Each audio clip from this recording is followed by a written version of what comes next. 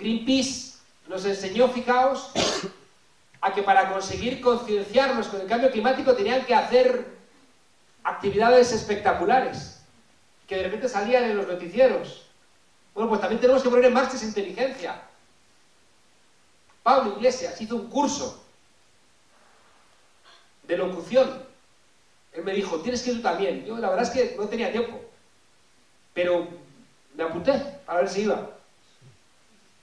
Y tú acabas de mencionar, no sé si te has dado cuenta, tenemos que utilizar parte de las herramientas de los enemigos.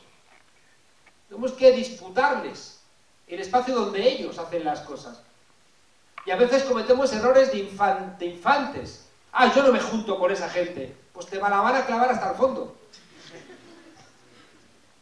Claro. Entonces de repente, fijaos, hay que entender también cómo ellos han triunfado. Yo leo a la derecha. Yo analizo a la derecha. Yo escucho los argumentos de la derecha. Si no, ¿dónde demonios disputas su capacidad de convencer a la gente? ¿Ves cuáles son sus herramientas?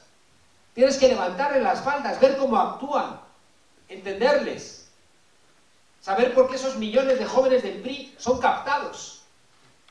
En cambio, otros partidos políticos no tienen la capacidad de hacerlo. Hay que bajar todo a lo cotidiano. Yo ayer planteaba, y estuvo muy astuta Claudia Simon, que decía, ya, pero yo me expresé mal. Dije, no, es que es muy importante que discutamos sobre el poliamor. Y me dijo, ya, pero aquí es que la gente se muere de hambre, ¿no? Lo que quería trasladar es que hay que bajar a lo cotidiano todo para que te crean. Hay que ser capaces de construir un discurso desde lo cotidiano para que seas creíble. Que eso es también lo que hicimos nosotros. Renunciar a un tipo de discurso para que no dijeran qué listos son, qué bien hablan, sino para que nos entendieran. Y en ese sentido creo que cuando yo defino qué es la izquierda, en el libro este del curso urgente de política para gente decente, hago un epígrafo, un capítulo que se llama El baúl de las ideologías apolilladas, donde hay una parte que lo llamo retrato de derecha con perrito, donde retrato a la derecha, retrato a la izquierda, que creo que lo llamo, y tú me preguntas ¿qué es la izquierda no eres tú, algo así, y luego el centro, que os contaba el otro día, que es muy breve, porque para ser de centro, lo único que tienes que hacer es renunciar a los conflictos. ¿Quieres ser de centro? Rebaja los conflictos. Y por eso os decía que nunca van a fusilar a nadie, y antes de ser ejecutado va a gritar ¡viva el centro! Porque por ser de centro pues no fusilan a nadie, fusilan por otras cosas, pero no por ser de centro. Para ser de izquierdas, fijaos, siendo coherente con esto que os digo, de la reinvención de ese espacio, antaño llamado izquierda, yo leo la izquierda como empatía. Ser de izquierdas es tener empatía y coraje, porque tú puedes tener empatía por los demás y ser un cobarde, y por tanto no mover un dedo por realmente transformar tu sensibilidad con los otros en un mejoramiento de sus circunstancias vitales. Por tanto, fijaos, ese espacio de reconstrucción de la izquierda es empatía, es decir, gente, amor. ¿Por qué lleva 2000 años la Iglesia Católica funcionando? Porque la frase ama a tu prójimo como a ti mismo es espectacular. Está en todas las religiones. Es que es espectacular. Es que es el corazón del asunto. No hagas a los demás lo que no quieres que te hagan a ti. Que sería una variante de esta idea de la empatía. Entonces, empatía más coraje es izquierda, en términos clásicos. ¿Y eso dónde opera? Opera todos los días. No puede ser que tu profesor te diga cosas y luego le veas que es un cabrón. No encaja. O sea, un profesor no puede tener éxito en la facultad si tiene un discurso emancipador, pero luego sabes que es un canalla. Tiene que haber un elemento también de coherencia, que es una cosa relevante en lo que ha significado Podemos. Que hemos sido coherentes. Y de ahí todos los ataques, etc. Me decía una señora que se ha ido, que es ser decente. La palabra decencia en el diccionario de María Moliner es espectacular. Dice decente, ¿sabéis que la palabra decente y la palabra dignidad tienen la misma raíz indoeuropea, que es dec, que hace referencia al que no se deja humillar y al que no humilla. Fijaos qué palabra, y está ahí, en la noche de los tiempos de la construcción de nuestro idioma. El que no humilla ni se deja humillar. Eso es ser decente y ser digno, que tienen la misma raíz. En algún momento significaron prácticamente lo mismo. Y por tanto, fijaos, yo aprendí cuando hacía el libro del curso urgente de política para gente decente, yo leía a Orwell. Orwell era un trosco raro, un trotskista raro. No como el que ayer contábamos, que se parece a las drag queens. Y Orwell, sabéis que el primer trabajo que hace Orwell, como trabajo periodístico, es El camino de Wigan Pier. Quiero recordar que él se disfraza de pobre y se va a hacer un estudio de la condición de vida de los mineros en una zona pobre del noroeste de Inglaterra. Y él está asustado porque él es de procedencia aristocrática. Y él cree que los pobres le van a descubrir y lo van a acuchillar. Y él al revés, en esa condición lo que va a encontrar es la dignidad y la decencia. Es decir, gente que en su pobreza mantenía rasgos de no humillarse. Esa gente pobre con la ropa vieja pero limpia, ¿no? Esa gente que no tiene dinero pero se peina como una manera de decir, no me vais a doblegar hasta el punto de que me abochorne de mí mismo cuando me miro en el espejo. En ese sentido, fijaos, la decencia me pareció una categoría mucho más importante que un curso urgente de política para gente de izquierdas. Es estupidez. Bailo lee Felipe González, y me jode. Hay otro elemento que yo me di cuenta recorriendo una zona de España con otro compañero en un curso, porque se estaba despoblando las zonas rurales, se estaban despoblando y nos invitaron a hacer un curso. Yo no quería hacerlo, entonces presenté un proyecto súper radical y resulta que nos lo aprobaron. Yo lo llamé un curso de trotskismo rural, decía. Poníamos la película de La estrategia del caracol, que conoceréis muchas y muchos de vosotros, que es una película de rescate de la dignidad. Bueno, ¿sabéis qué me di cuenta en ese viaje? Que en los pueblos donde había un poco de tejido social, ¿sabéis que había habido siempre un cura joven progre? Es decir, que allá donde había habido un curita joven, que tocaba la guitarra, el cumbayá, y montaba el grupo de teatro y demás, ahí había tejido social que después había evolucionado hacia lugares emancipatorios. Fijaos, como un elemento también de aprendizaje, es decir, a ver qué opera ahí en ese tipo de trabajo, donde ellos sí que hacen tejido social, sí que generan bases con capacidad emancipatoria. Y es un cura con la jodida guitarra. La respuesta está en el viento.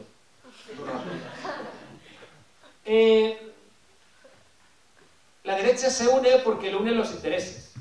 Y la izquierda se divide porque opera siempre no en lo real, sino en la posibilidad de una realidad alternativa. Y en el análisis diferimos. Y sabemos que al diferir en el análisis nos la jugamos, y por eso el Frente Judaico de Liberación odia al Frente de Liberación Judaica. Sobre todo en términos teóricos. Hay una parte lógica. Pero a quien odia la Coca-Cola no es a la Pepsi-Cola. Quien odia es a los trabajadores que le hacen una huelga. Y entonces cuando hay una huelga, Coca-Cola y Pepsi-Cola están hombro con hombro. Son falsas competencias. Habéis planteado algo que es verdad, que la represión es exitosa. En todos lados. En España han hecho una ley mordaza, que te ponen multas. Si es que en España la manera de reprimirte es con las multas, porque te matan civilmente. Es lo que hace el poder. Y claro que genera efectos. Pero no sé por qué hay gente que sigue protestando. Es que es muy fascinante. ¿Por qué? No lo sé. Pero hay gente que necesita mirarse al espejo y dice, tengo que salir a protestar. Y te los encuentras protestando. A veces las protestas son imaginativas. A veces una gente se encuentra protestando y encontrando su dignidad haciendo un pequeño sabotaje en un centro comercial, no sé. Sabiendo que están trabajando en esa dirección. Boaventura desarrolla un concepto que es terrible, que es el de fascismo social, que es peor que el fascismo de los años 30. Decía Jesús Ibáñez, nuestro maestro, que Dios es más peligroso muerto que vivo, porque vivo por lo menos se debe venir. Y al fascismo le ocurre lo mismo. Yo quiero que el fascismo venga con correajes y con el Ganz Marx marchando para que me asusten, con el cuero, que me viene vestido de Armani, digo, qué elegante.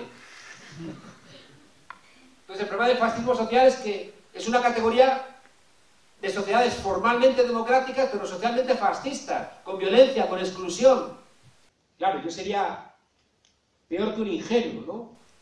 No reconocer las dificultades que tiene los dos países que siempre me han robado la alegría que doy en América Latina, que son México y Colombia. Me parten el alma, porque veo las dificultades estructurales para solventar estos problemas. Pero, termino.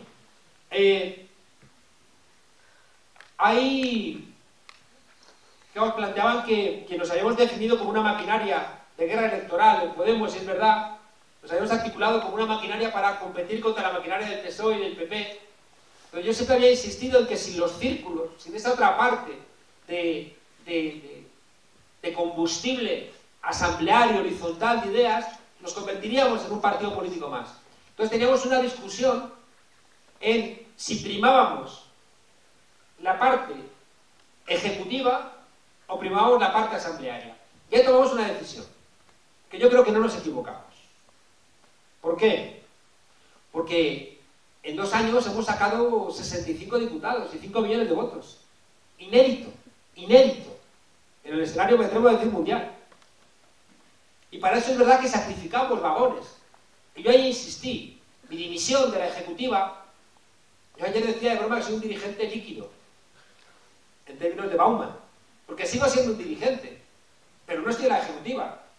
Pero he sido capaz de seguir manteniendo y alimentando esta necesidad que hay detrás de la dimisión de Sergio Pascual,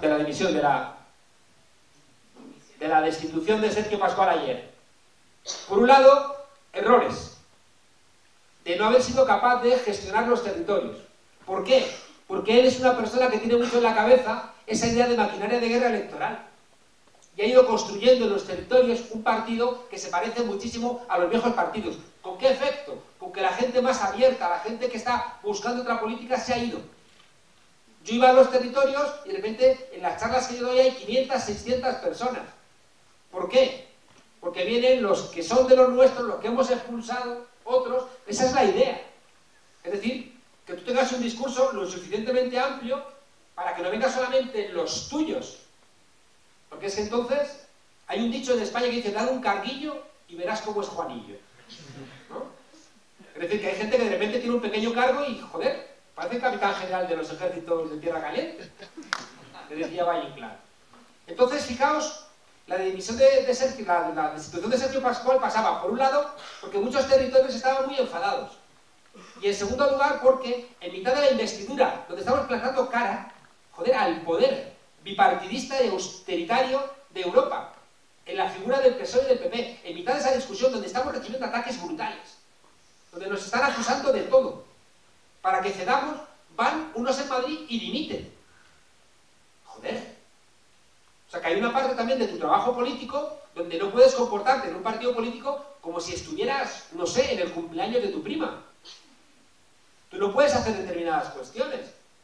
De repente el Partido Socialista, que estaba pactando con un partido que es de la nueva derecha, pero que dice que es liberal, que es Ciudadanos, y de repente el Partido Socialista dice, e invito también al Partido Popular. Era la gran noticia, la gran coalición. Es decir, el Partido Socialista había anunciado que iba a hacer lo que estaba haciendo el SPD, el Partido Socialdemócrata Alemán, y la Merkel en Alemania, una gran coalición. Y ese día van estos y dimiten. Y desaparece de las noticias la oferta del PSOE al Partido Popular. Y la noticia es, Podemos tiene grandes divisiones internas. O sea, es intolerable. Es intolerable. La división de estas 10 personas en ese contexto, escribía yo esta mañana, debiera haber obligado a Sergio Pascual a dimitir él mismo. Porque somos un partido que la gente no se tiene que aferrar a los cargos. Porque si tú se te monta este pollo siendo tú el responsable de organización y miras para otro lado, joder, eres casta. ¿Qué significa casta? Utilizar algún tipo de privilegio de la condición que vives para tener algún tipo de ventaja. Entonces te estás convirtiendo en eso que estamos nosotros procurando dejar de lado en nuestro país. Y por tanto, hay una discusión que tiene que ver con esa exigencia de hacer cosas de manera diferente. Y yo creo que la destitución de Sergio Pascual implica, hay que verlo, si es verdad que una vez que hemos llegado al Parlamento, ahora se trata de recuperar esos vagones que habíamos sacrificado. Y si de repente somos capaces, y ahí tenemos que estar todos muy atentos, de si Podemos era solamente una maquinaria para entrar en el Parlamento o Podemos es una fuerza política con capacidad de hacer las cosas de manera diferente. Tenemos que verlo. Hasta ahora no lo hemos hecho. Hemos primado lo primero, y era importante. Y nos hemos manchado las manos, como decía Sara. Y hemos hecho cosas que no son bonitas. En la campaña electoral pusimos la cara, en la papeleta electoral pusimos la cara de Pablo Iglesias. ¡Qué bochorno! Pero es que si no ponemos la cara de Pablo Iglesias, no salimos. Porque la gente conocía a Pablo Iglesias, no conocía al partido. Pues mirad, esto es un poco triste, pero es real. Esto ocurre como cuando un entrenador de fútbol hace una alineación radicalmente novedosa. Si pierde el partido, está fulminado. Si gana, es un genio. ¿De qué depende? Del resultado del partido. Si la alineación genera una victoria, dicen, joder, qué listo, como uff. Si pierde, ya había dicho yo que esto es un gilipollas, esto es un imbécil. O sea, depende también del éxito. Por eso planteaba que la decisión que tomamos tuvo una parte exitosa. Pero llevamos un año diciendo, cuidado, cuidado que estamos sacrificando esos elementos. La relación con los medios es esencial por todo lo que llevo diciendo. ¿Sabéis qué ocurre? Que tenemos que situarnos en las grietas que deja el sistema. ¿Por qué nos invitan a los medios? Yo todos los viernes por la mañana estoy en un programa en las mañanas de 4. ¿Sabéis por qué me invitan? Porque sube la audiencia. Entonces es una contradicción del sistema que por un lado quiere acabar con nosotros porque somos críticos con el sistema, pero al mismo tiempo le subimos la audiencia y está en esa tensión. Aprovechemos esos intersticios y entendamos que si no estamos en los medios de comunicación no existimos. Las estrellas que no tienen nombre no existen socialmente. Y por tanto hay que ponerle nombre y para eso hay que estar en los medios, si es que no hay otra. Y termino.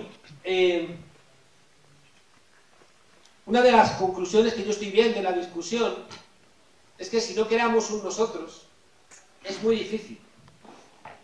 Si no construimos una esfera pública donde nos identifiquemos comúnmente, yo no veo solución. Si no construimos un nosotros en donde podamos identificarnos como parte de una misma aventura, veo profundamente difícil que encontremos razones para juntarnos. En ese sentido creo que es muy importante identificar a los enemigos. Es decir, que si tú no identificas al responsable de lo que ocurre es muy difícil. Y por eso, fijaos, la referencia de la cloud que comentábamos funciona en la fase destituyente. Necesitamos impugnar lo que existe. ¿Por qué Beppe Grillo de 5 Stelle, que es una de las, yo creo que es la fuerza principal en Italia, no pacta gobiernos con la izquierda? Porque dice, es que si pacto con lo viejo estoy muerto. ¿Qué problema ha tenido Podemos? Que estamos convencidos de que pactar con el PSOE podría ser la desaparición de Podemos. Y por tanto, esta posibilidad de renovar y regenerar la política española correría un alto riesgo de quedar en nada. ¿Pero sabéis qué ocurre? Que hay 11 millones de españoles que han votado al PSOE, a Podemos y a Izquierda Unida, que quieren salir del gobierno de la derecha. Que quieren salir del gobierno de la derecha.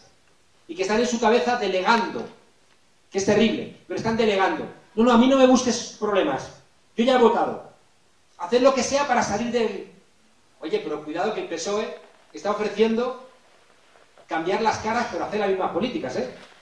Es una trampa, ¿eh? Ya, pero haced lo que sea. ¿Y qué ocurre? Que si hay nuevas elecciones, quien vaya a las elecciones con la culpa de que no haya habido un gobierno de izquierdas, va a ser castigado en las urnas. Y ellos tienen todos los medios de comunicación. Y por tanto ellos están construyendo esa matriz de opinión, de decir, ay, no hay un gobierno de izquierda por culpa de Podemos. Y eso es lo que nos obliga a tener esa discusión con el Partido Socialista, exigiéndole cosas, hablándole de tú a tú, porque nos ha sacado solamente 300.000 votos. Pero entonces tienes la obligación, ya digo, de mantener ese equilibrio cuando sabes que tienes las de perder, porque los medios de comunicación van a hacer el discurso. Ayer la portada del País, diciendo: el PSOE espera contar con la abstención de Podemos, aprovechando las divisiones internas y no sé qué más. Es decir, te alimentan las divisiones internas y dicen: oye, como se ha dividido, apóyanos, ¿eh? Creo que no hay soluciones fáciles, como está diciendo. Estamos como alumbrando muchos ángulos. Pero al final es cierto que cuando vemos los cambios sociales en cualquier país, las piezas terminan encajando. Hay un libro precioso de Omar Cabezas, que tiene 2 libros hermosísimos, los 2 prologados por Ernesto Cardenal, poeta. Él era un comandante sandinista. En uno se llama La montaña es algo más que una inmensa estepa verde, y el otro libro se llama Canción de amor para los hombres. En Canción de amor para los hombres empieza con la memoria del sandinismo, que es una pintada en una pared, un grafiti en una pared. Y cómo solamente ese grafiti en la pared de un hombre asesinado por los gringos en los años 20 mantiene una memoria que en los años 70 emerge como la posibilidad de una revolución democrática. Por tanto, con Gramsci grabaos su propuesta que decía: instruíos, porque necesitamos toda vuestra inteligencia; agitaos, porque necesitamos todo vuestro entusiasmo; y organizaos, porque necesitamos toda vuestra fuerza.